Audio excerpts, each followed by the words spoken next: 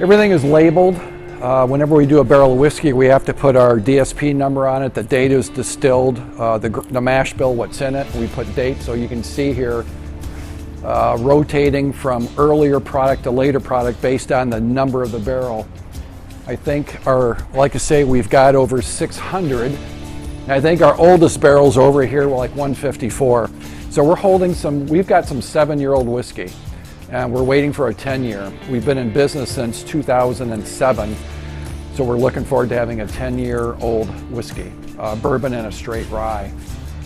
This is where most of our profits are lying, because you put it back in the whiskey and it takes years and years and years to finish. So this is kind of a project we're doing. We're doing some experimental whiskey in different types of barrels. These are they're French oak. They have different characteristics of the wood. So these are some experiments. We put our bourbon and Old George rye whiskey in.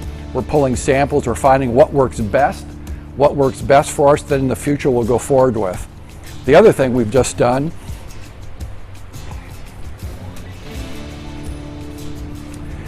these came from Europe. They are, I think they're 70 or 75 gallon. These are used sherry cask, port cask that we shipped in from Europe. We're going to be finishing whiskey in this also. Every time you put whiskey into a different style barrel, there's an interchange with the alcohol and the wood. So these would have had sherry in it, this one in particular. The flavors will mingle and change, and it's going to add something to your whiskey.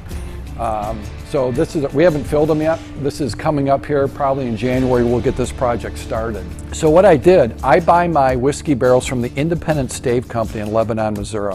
They're the largest independent maker of whiskey barrels. Well, we've got a little project downtown on Front Street, our tasting room. We want to create some things that break it up on the walls. So I called them and I bought 2 pallets full of staves.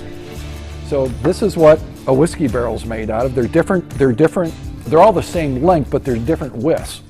You can see, like right here, they're different widths, but if you look at the charring, that's a number 4 char, it's a pretty deep burn.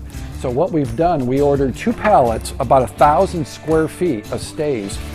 We had them stained in 3 different stains.